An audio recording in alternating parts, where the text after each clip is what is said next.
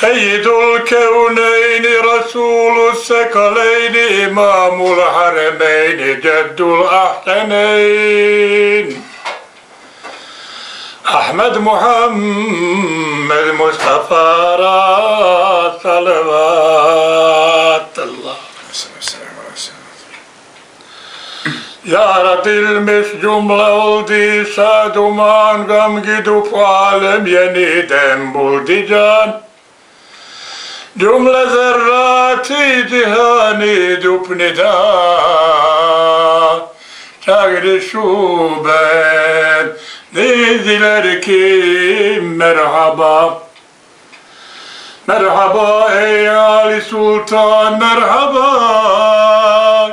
Merhaba ey kâni irfan merhaba. Merhaba ey cümlenin matlubi sen. Merhaba ey Halikim mahbubi sen. Merhaba ey Can-ı Baki merhaba. Merhaba şaka saki merhaba. Merhaba ey Ali Sultan merhaba. Merhaba ey derde derman merhaba. Merhaba ey asi ümmet mevzi. Merhaba ey çaresizler esfeyi. Merhaba ey Can-ı Baki du cihan. Merhaba ey, merhaba ey, merhaba. Senin için yar edilmiş olmama merhaba ey Ali Sultan merhaba. Merhaba ey Can-ı Canan merhaba. Merhaba ey Şems-i Taban merhaba. Merhaba ey asi ümmet veli.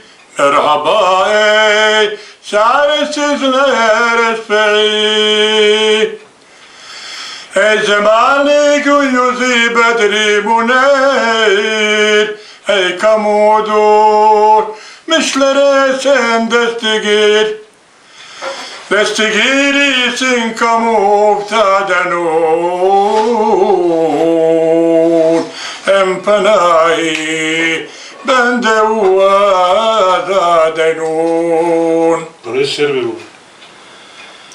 Merhaba ey Can-ı Canan merhaba. Merhaba ey derde derman merhaba.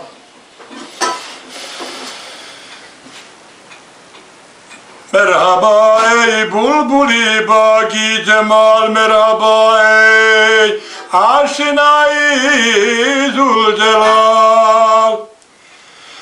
Merhaba ey mahurşidi huda merhaba ey haktan olmayan cüda. Selekal ula bi kemalihi kesefet duca bi cemalihi. Hasunet cebi o hisalihi. Sallu aleyhi ve alihi. Allahümme salli ala seyyidina Muhammedin nebiyyil ummi ve ala alihi ve sahbihi ve sellim. Allahümme salli ala seyyidina